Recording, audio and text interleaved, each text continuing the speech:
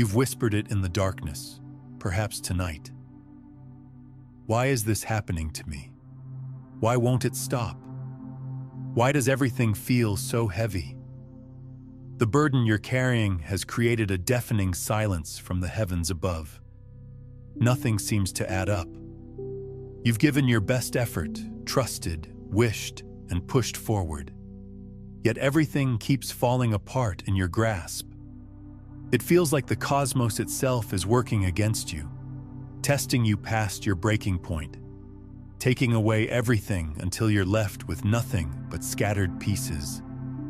Maybe you've watched others around you seem to float through life effortlessly while you struggle with every step. Their relationships appear solid while yours crumble. Their careers advance while yours stagnates. Their dreams manifest while yours seem to slip further away with each passing day. You begin to wonder if you're cursed, if you've somehow angered the universe, if you're being punished for something you can't even remember doing. The comparison becomes torture. Social media feeds fill with success stories, perfect moments, and triumphant announcements that feel like salt in your wounds.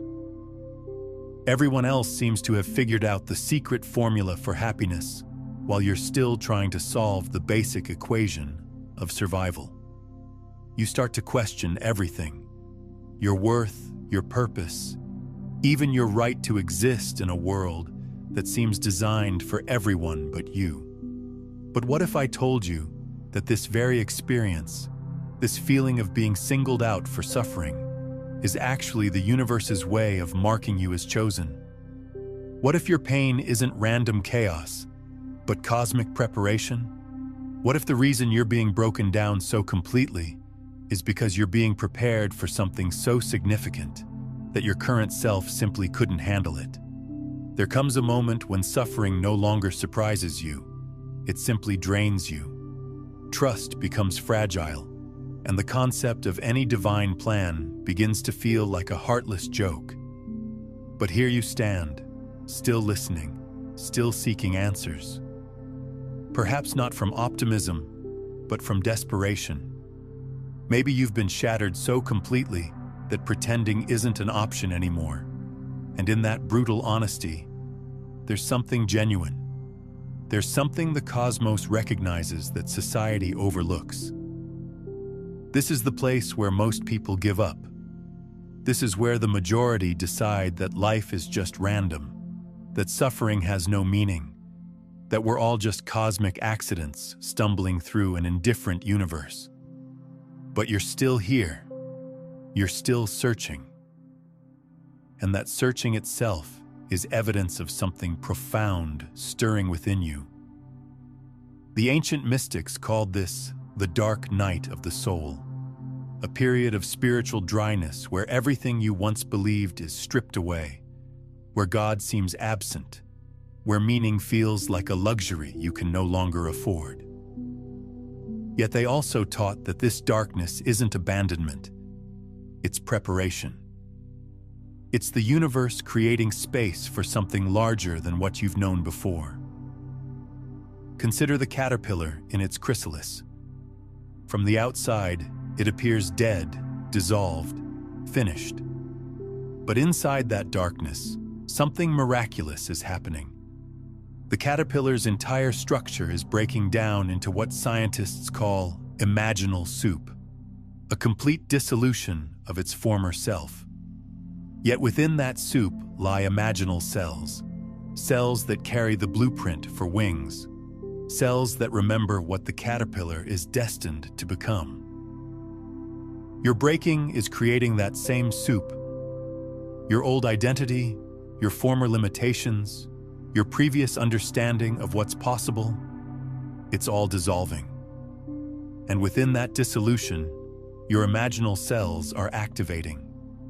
The part of you that remembers your true nature, your authentic power, your real purpose, it's beginning to organize itself into something entirely new. The suffering you've been given isn't accidental, isn't punishment, isn't without purpose. What appears to be an unending chain of devastation might actually be the foundation for your metamorphosis. Hardship often masks its true intention. It arrives like a burglar, unexpected, confusing, and ruthless. There's no advance notice, no reasoning, only the cutting reality of what's lost and the empty feeling of being lost yourself. What once made perfect sense becomes foggy. What once brought peace now seems far away or completely gone. But here's what most people don't understand about divine strategy.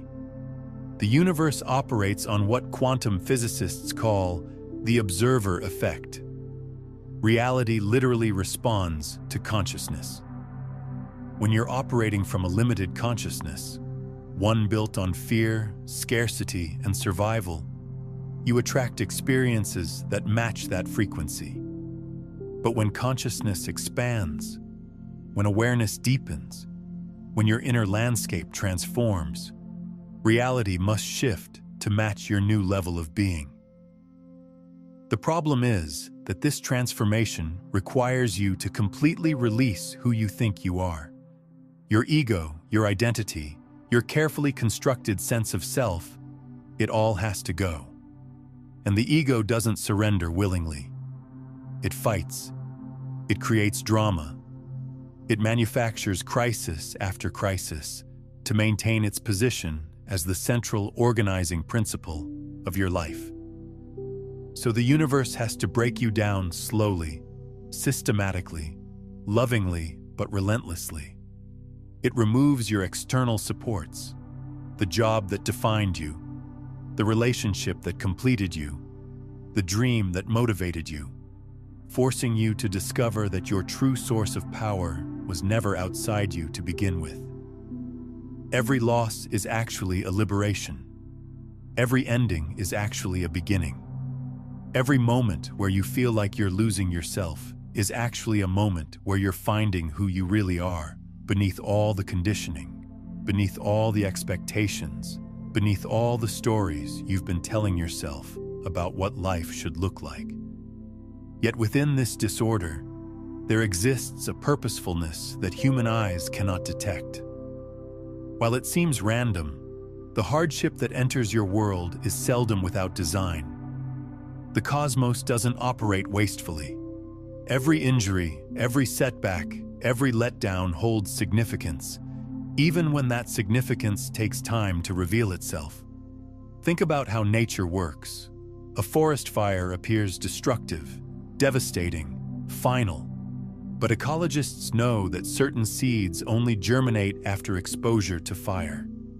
The heat cracks their protective shells, allowing new life to emerge. Some trees actually require fire to reproduce. Their cones won't open and release seeds until the temperature reaches a specific threshold. Your life operates on the same principle. There are aspects of your potential that will only activate under pressure.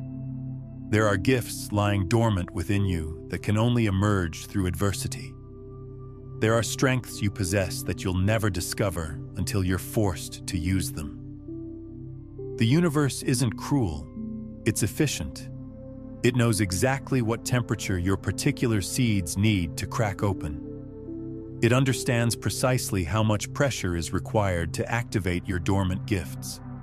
It sees the diamond within the coal and applies exactly the right amount of heat and compression to reveal your brilliance. This is why your breaking feels so personal, so precise, so specifically designed to hurt you in your most vulnerable places. Because it is.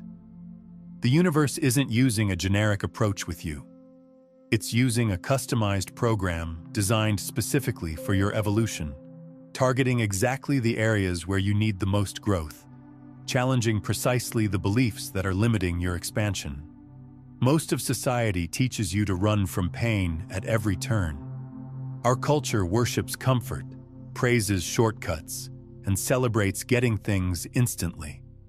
But the fundamental principles of existence don't run on ease. They run on development. In the cosmic economy, suffering isn't a penalty but a procedure. a flame that refines rather than a weapon that destroys. We live in a world that has completely misunderstood the purpose of discomfort. We've been conditioned to believe that happiness means the absence of problems, that success means avoiding all obstacles, that spiritual evolution should feel good all the time. But this is like believing that physical fitness should never involve muscle fatigue, or that learning should never involve confusion. The truth is that consciousness expands through contrast. You can't appreciate light without experiencing darkness. You can't understand love without facing its absence. You can't develop strength without encountering resistance. The universe uses polarity as its primary teaching tool because contrast creates clarity, and clarity creates choice, and choice creates growth. Every spiritual tradition throughout history has recognized this principle. The Buddhists speak of the necessity of suffering for awakening. The Christians understand that the path to resurrection leads through crucifixion. The alchemists knew that lead must be dissolved before it can become gold. The shamans teach that the medicine person is born through the wound. Your current pain isn't evidence that you're doing something wrong. It's evidence that you're being initiated into something greater. The intensity of your breaking is proportional to the magnitude of your becoming. The deeper your wounds, the more profound your potential healing. The more complete your dissolution, the more magnificent your reconstruction. Those chosen to bear deeper truths must first be cleared of everything superficial. Before a spirit can become a holy place, it must first be completely exposed. The force behind your destruction isn't careless, it's masterful. There's a reason change seldom occurs in broad daylight. Plants take root in the dark. Butterflies dissolve in quiet before they grow wings. The actual process of transformation often looks like complete collapse. When you examine your existence, you might see only wreckage, but underneath that destruction, something timeless and holy is establishing itself. The shattering isn't designed to diminish you. It's designed to restructure you. Ancient foundations are being removed. The temporary framework of fake identity, surface-level beliefs, and unfulfilled expectations must crumble so something more solid and genuine can emerge in its place. You haven't been thrown away. You're being cultivated, placed in a season you never chose, in conditions you can't comprehend. Yet this is where your foundation is strengthening. Not obvious to observers, not applauded by the world, but developing all the same. Every broken heart becomes fuel for wisdom. Every period of silence trains you to listen with greater depth, and gradually, almost invisibly, your soul starts to rebuild itself, not around what it once possessed, but around what it's growing into. The pain itself becomes the designer of your depth. In the quiet of struggle, the chatter of self-importance starts to disappear. You begin to detect whispers of something more ancient than your circumstances, something timeless. The universe doesn't rush when shaping destiny. It's not concerned with shallow achievement, but with enduring impact. So it works slowly, often through discomfort, building character where there was once only drive. The more empty you feel, the more space exists to be filled with what truly matters. What seems like loss could actually be protection. What appears to be failure might be your foundation. When the universe handles your brokenness, it's never the conclusion of your story. It's the start of understanding. Not the kind found in textbooks, but the kind you experience in your core. When everything around you shakes, what survives is what's authentic. And it's in those bare moments, when the mask falls away, when you have nothing left, that something remarkable starts to take shape. Understanding, substance, meaning. There's a profound intelligence operating in your life that your rational mind can't comprehend. This intelligence knows things about your future that you can't see, understands connections that you can't grasp, perceives patterns that are invisible to your current level of awareness. What looks like a closed door might be protecting you from a path that would have led to suffering. What feels like rejection might be redirection towards something far better suited to your true nature. What appears to be failure might be the universe's way of preventing you from succeeding at something that would have ultimately made you miserable. I once knew someone whose dream job fell through at the last minute. They were devastated, felt like the universe was punishing them, couldn't understand why everything they'd worked for was being taken away. 5 years later, they realized that if they'd gotten that job, they would have missed meeting their life partner, would have been living in the wrong city when their real calling emerged, would have been trapped in a career that looked good on paper, but would have slowly killed their soul. The universe sees the whole chessboard, while you can only see the next move. It's operating from a timeline perspective that encompasses not just this lifetime, but the eternal trajectory of your soul's evolution. What seems like a setback to you might be perfectly timed advancement from this larger perspective. This is why trust becomes so crucial during the breaking process. Not blind trust, but the kind of trust that comes from recognizing that there's an intelligence far greater than your ego mind orchestrating your life, and that this intelligence always has your highest good in mind, even when its methods seem harsh or incomprehensible. The breaking doesn't bury you, it gives birth to who you're meant to be. And while you can't see it yet, the same invisible force that permitted your pain is also orchestrating your comeback. From the unseen hand that shatters with purpose comes the transforming fire that communicates in its own unique way. Once everything familiar disappears, once your false self starts to dissolve, a different kind of communication begins in your life. It doesn't shout. It doesn't arrive wrapped in comforting words or warm reassurance. It communicates through stillness, through power, through change. The testing ground becomes your classroom, and struggle becomes the language through which profound wisdom gets taught. Where shallow requests once existed, now deep cries emerge from your very center. These aren't pleas for relief. They're calls for revelation. Flame doesn't seek permission. It simply consumes. Yet in its consumption lies understanding. Whatever is fake cannot withstand the heat. The dreams built on selfishness, the strategies created without proper alignment, the connections that once defined you, they melt away in the intensity. And as they disappear, what's left is what can't be stolen. Belief that doesn't depend on outcomes, closeness that doesn't require explanations, direction that doesn't crumble under stress. Within the workshop of suffering, your character isn't just tested, it gets completely remade. You start to recognize what carries eternal value and what was simply decoration.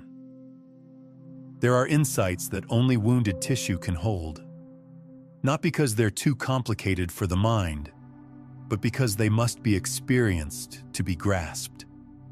Words created in comfort often ring empty to those who are hurting, but words born from within the flames carry a power that penetrates deeply. They aren't just sounds, they're tools. The transformation happening within you during this breaking process is literally changing your brain structure. Neuroscientists have discovered that trauma and recovery actually create new neural pathways, enhancing emotional intelligence, developing deeper empathy, and strengthening what they call psychological flexibility, the ability to adapt your thinking and behavior to changing circumstances. But there's something even more profound happening.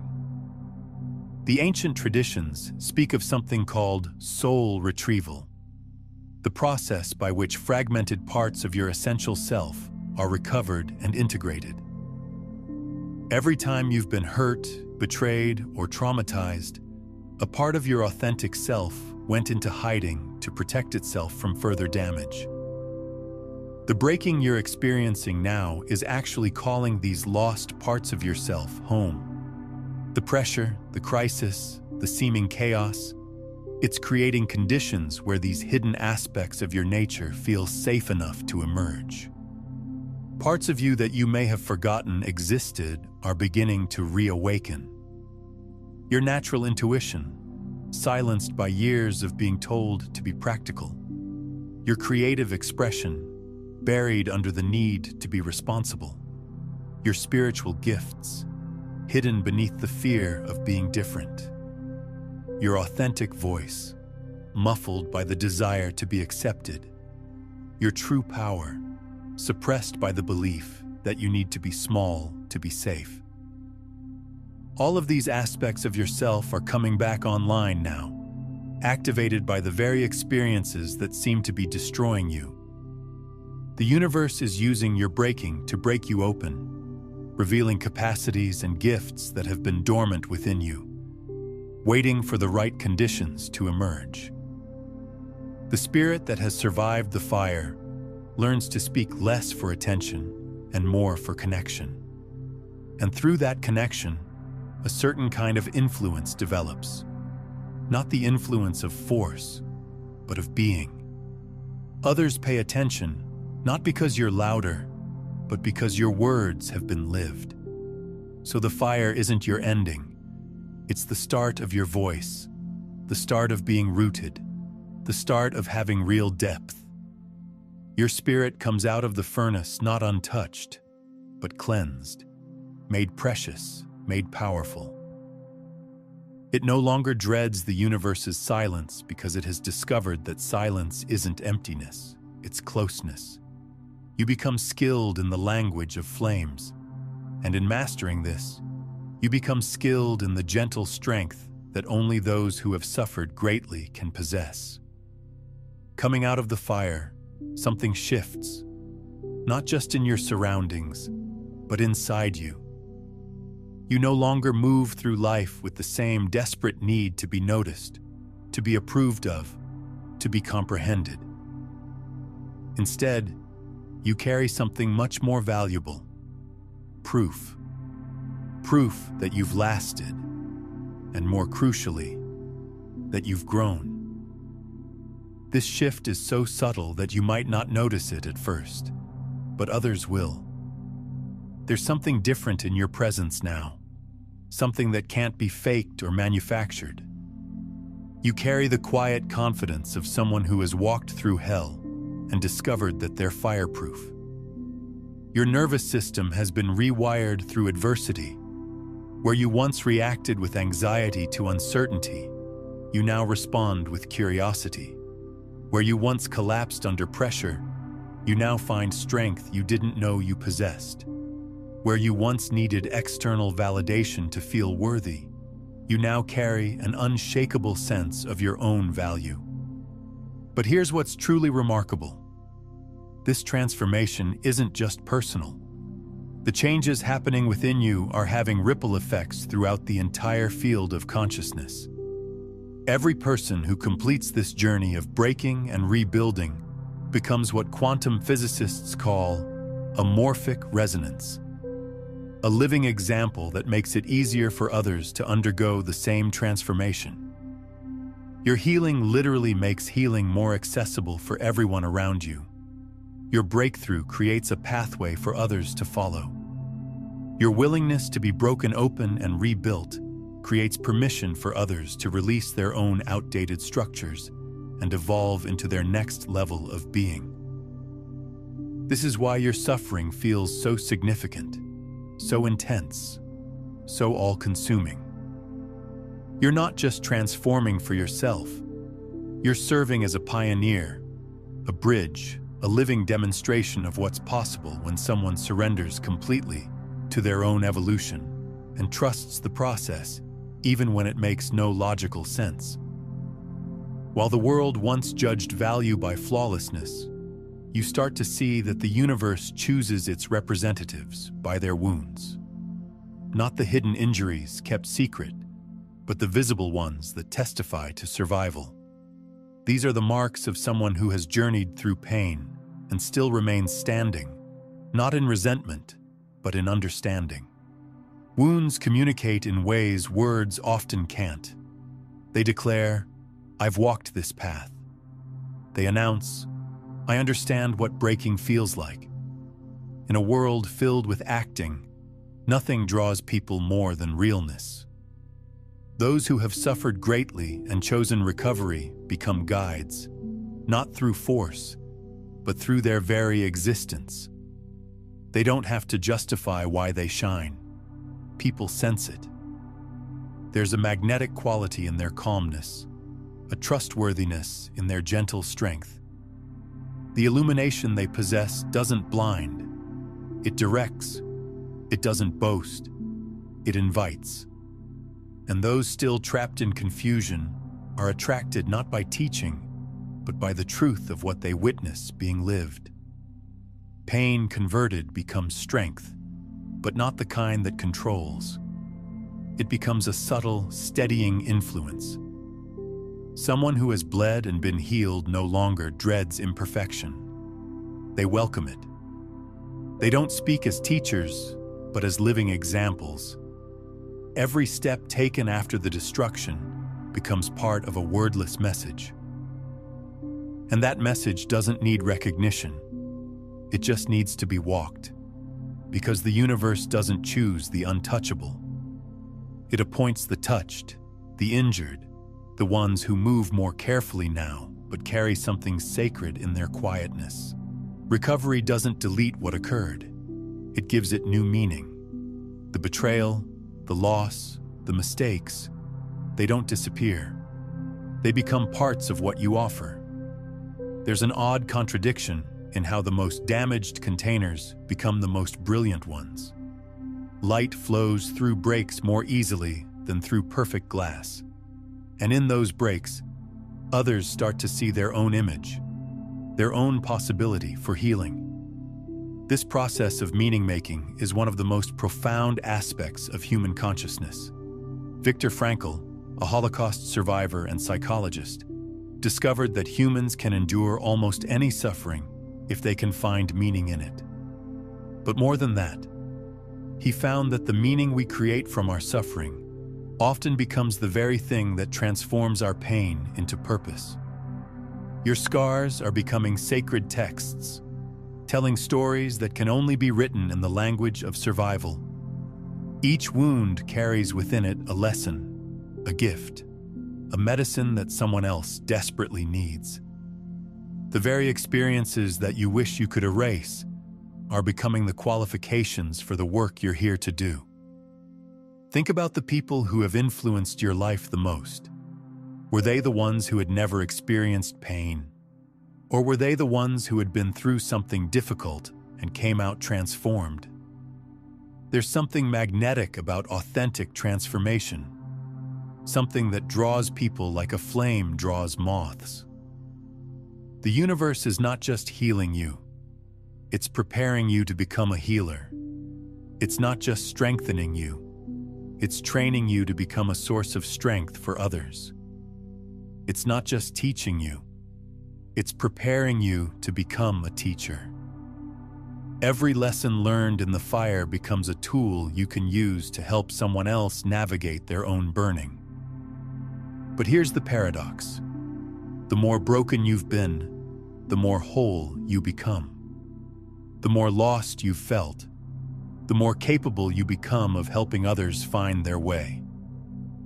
The more dark nights of the soul you've survived, the more qualified you become to hold space for someone else's darkness. Pain makes your power personal. You don't share theories, you share your experience. Not to promote yourself, but to show others that rising up is achievable. The universe doesn't lift up those with perfect records. It lifts up those with open hearts. And an open heart is one that has lived through its own destruction. That survival gives someone credibility. Not the kind that performs on platforms, but the kind that speaks softly into someone's deepest darkness. When you've genuinely healed, your existence becomes bigger than just yours.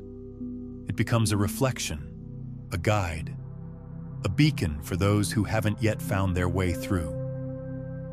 Not in spite of the scars, but because of them. When your scars start to glow, not as marks of disgrace, but as containers of light, something quiet yet powerful begins to happen. Release. It's no longer motivated by tiredness, terror, or giving up, but by understanding. You've learned that gripping tightly doesn't protect you, it traps you. Through pain, the fantasy of control disappears. You no longer feel the urge to force the universe to bend to your desires. Instead, you begin to flow with it. And in that flow, release is no longer weakness. It becomes the doorway to real power. This surrender isn't the kind the world teaches, the giving up, the resignation, the defeat. This is what spiritual masters call radical acceptance, the complete embracing of what is exactly as it is, without the need to change it, fix it, or understand it. It's the recognition that resistance to reality is the source of all suffering, and that freedom comes through alignment with the flow of existence rather than opposition to it. But here's what makes this surrender so powerful. It's not passive. It's the most active thing you can do. It requires tremendous courage to stop fighting, to release the illusion of control, to trust in intelligence greater than your own. It's easier to struggle than to surrender. It's more familiar to resist than to receive. When you finally learn to let go, really let go, something extraordinary happens. The universe, which seemed to be working against you, suddenly reveals that it was working for you all along. The obstacles that appeared to be blocking your path were actually redirecting you towards something better. The delays that frustrated you were protecting you from timing that would have been wrong. The losses that devastated you were making space for gains you couldn't have imagined. This is the great paradox of spiritual evolution. You have to lose everything you think you want in order to discover what you actually need. You have to be willing to die to who you think you are in order to be born into who you really are. You have to surrender your small story in order to step into your epic story. Letting go doesn't mean quitting. It means freeing yourself from the need to control every result and finally trusting the hidden wisdom that guided your breaking to also guide your becoming. True release isn't passive. It's a brave act of trust. It requires more courage to let go than to hold on. And once you do, room gets created. Room where pride used to live, where fear used to whisper, where ego used to grip. That room becomes the space where invisible power starts to flow. Not power that demands or pushes, but power that moves, smooth, constant, and precise. You start to grasp that divine strength doesn't work like worldly control. The universe doesn't operate through performance, but through placement. And that placement is always humble, not in worth, but in attitude. Release says, I no longer fight to become who I think I should be. I'm ready to become who I was always designed to be. If this message is resonating with you, hit that like button and subscribe for more insights into how the universe really works. In this condition, weights are lifted, the chaos quiets, focus becomes sharp. You're no longer rushing to be heard, to be correct, or to be acknowledged. You're simply there. And in that presence, hidden doors start to open inside and around you. The contradiction shows itself. By giving up the battle to stay in control, you gain access to something infinitely more powerful. Your history, with all its failures and suffering, becomes part of the structure, not something to be erased. The very experiences that once seemed to disqualify you now qualify you to carry depth, insight, and grace. And you understand, at last, that release was never about losing who you are. It was about discovering who you are. Beneath all the striving and ambition was someone designed for something more lasting than applause. Purpose. No longer fighting, you start to move with flow. Choices aren't forced, they're sensed. Direction doesn't come from pressure, but from peace. The invisible power of the universe works in this pattern. Slow, quiet, unstoppable. And as you walk in this surrendered strength, the burden you once carried changes into a presence you now embody. You're not trying to shine. You have become light, not through effort, but through yielding, not by holding tighter, but by releasing. This state of being represents what ancient traditions called Wu Wei, effortless action, moving in harmony with the natural flow of existence.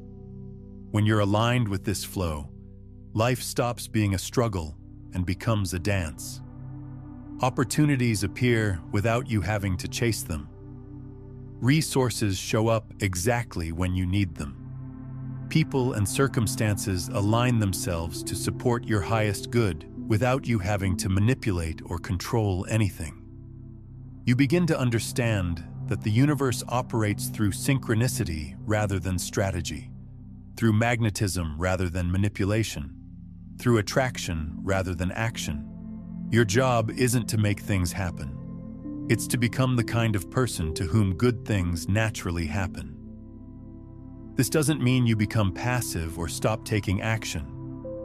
It means your actions arise from inspiration rather than desperation, from clarity rather than confusion, from love rather than fear. You still move through the world, but you move like water, finding the path of least resistance, flowing around obstacles rather than fighting them, always seeking the lowest point where you can be most useful. The power you access in this state is unlike anything you've experienced before. It's not the kind of power that dominates or controls. It's the kind of power that heals, that transforms, that elevates everyone it touches. It's power rooted in service rather than selfishness, in love rather than fear, in unity rather than separation. After the shattering, a new version of you starts to emerge, quietly, steadily, almost beyond recognition. The pain that once threatened to destroy you becomes the very ground from which power grows. Not everything gets restored to its original state, nor should it. Some parts remain changed, cracked, or completely missing. But those damaged edges reflect light in new ways now. The pieces of your former life start to create a different pattern. One that's not flawless, but more potent, more present, more authentic than before. What once seemed like complete ruin slowly shows itself as cosmic design. The universe doesn't fix things by turning back time. It redeems by rewriting significance. Scars once viewed as defects become the holy text of survival. They tell a tale not of weakness, but of resilience. Each one proves that something attempted to destroy you and couldn't. Your suffering becomes the ink through which mercy writes its story. But the most beautiful part of this transformation is that it doesn't end with you. The healing you've undergone, the wisdom you've gained, the strength you've developed, it all begins to radiate outward, touching every life you encounter. You become what Carl Jung called a wounded healer, someone whose own healing creates the capacity to facilitate healing in others. Your presence alone becomes therapeutic. People feel safer around you because you've learned to be safe with your own pain. They feel permission to be authentic because you've stopped pretending to be perfect.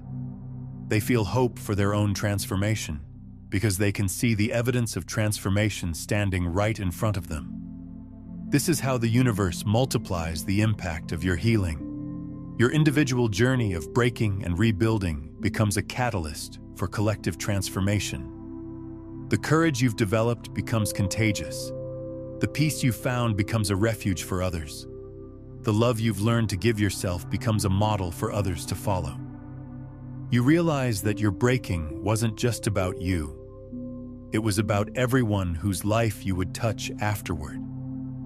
Every person who would need to see that healing is possible, that transformation is real, that the human spirit is more resilient than we ever imagined. Your story becomes a bridge between despair and hope, between breaking and building, between the old world of suffering and the new world of possibility. When someone encounters you now, they don't just meet a person. They meet a presence that has been tested by fire, yet remains gentle enough to hold another's hand through the heat. There's a quiet power that rises from ruins. You start to see life in levels. What once made you angry now makes you humble. What once scared you now stabilizes you. Pain no longer controls you. It becomes a marker, not a home. The storms you weathered reset your priorities. Happiness becomes more basic. Calm becomes more valuable. And faith, real, lasting faith, is no longer a concept you discuss, but a force you embody. You don't grasp for certainty anymore. You move with confidence. I want to hear from you. What's one moment in your life when breaking led to your biggest breakthrough? Share your story in the comments below. This change doesn't announce itself dramatically. It comes slowly, almost silently, as you notice you're no longer responding from fear, but answering with wisdom. Where you once craved answers, now you provide presence. Where you once demanded explanations, now you offer understanding. People start to listen, not because you're loud, but because your very being has something to communicate. Redemption has changed your stance. You stand straighter, not because you're unbroken, but because you've learned how to walk while carrying pieces. You're no longer a victim of your story. You're a channel for its power. The ruins remain, but they've been reorganized into something beautiful, something helpful, something sacred. The universe didn't erase your past. It gave it new purpose. And now every step forward becomes a quiet statement. The breaking didn't destroy me. It prepared me. What began as a story of survival starts to shine beyond the boundaries of your own experience. You become a lighthouse, not because you planned to be one, but because you walked through flames and kept your light burning. People are attracted not to your perfection, but to your presence. There's a weight in your energy now, a calm authority that doesn't need to announce itself. You speak not as someone who studied the storm, but as one who has stood in its center, cried through its winds, and came out still alive. The light that now exists in you was created in darkness, and that beginning gives it a richness no spotlight could ever match. There's a specific gravity to a voice shaped by pain. It holds something the untested can't provide. Compassion without condescension, truth without arrogance. When others observe your life, they don't see someone who dodged the fall. They see someone who mastered the art of getting back up. And because of that, your story becomes a window through which others can see their own potential healing. Not everyone will grasp what you carry. Not everyone will understand what it required. But those who are meant to find you will. And when they do, your scars will communicate in the language of their hidden wounds. Being a lighthouse doesn't mean having every answer. It means staying willing to remain lit even when forces try to extinguish you. It means refusing to hide your journey just to appear together. The cracks in your foundation are no longer flaws. They're openings through which light flows out. You don't need a stage. Your presence delivers the message. Without effort, you become an invitation for others to feel, to heal, to trust again. The universe isn't using your perfection to touch the world. It's using your restoration. You've become evidence that healing is real, that growth is possible, and that pain doesn't get the final say. While others conceal their past in shame, you wear it like a beacon, because you know the darkness someone else is still navigating. What once almost destroyed you now becomes a roadmap for another person to follow. And the most beautiful part, you're not directing them to you. You're pointing them toward the same presence that guided you through. You aren't the destination. You're the proof that the pathway is real. Consider sharing this video with someone who needs to hear this message today. When you share these truths about transformation, you're not just helping them. You're strengthening your own understanding and creating an energetic ripple that accelerates healing for everyone it touches. Here's what most people don't understand. The universe operates on what ancient wisdom calls divine timing. Your breaking wasn't random. It was precisely timed to prepare you for what's coming. Every person who will need your specific kind of healing, your particular brand of hope, your unique testimony, they're all being prepared too. The universe doesn't waste pain. It transforms it into precisely the medicine someone else will desperately need.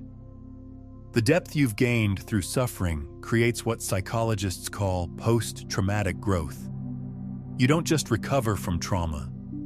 You become stronger, wiser, and more capable than you were before it happened. Your neural pathways have been rewired through adversity. You now process life differently than those who haven't walked through fire. This isn't just spiritual, it's neurological. Your brain has literally been restructured by survival. In the end, suffering, when seen through the lens of eternity, stops being meaningless. It becomes the exact process through which a person gets refined, humbled, and prepared for their mission. The universe doesn't send you through pain to tear you down, but to build you into something more profound, more genuine, and more unbreakable. So if you're currently hurting, doubting, questioning your value in the shadows, remember this. The darkness you're walking through right now might be the exact place where your roots are growing strongest. And when you rise, and you will rise, you'll realize the pain wasn't your ending. It was the beginning of everything you were always meant to become. Now that you understand how the universe breaks you to bless you, discover how to maintain this elevated state by learning the secret to staying in high vibration all day, even when life tries to pull you down.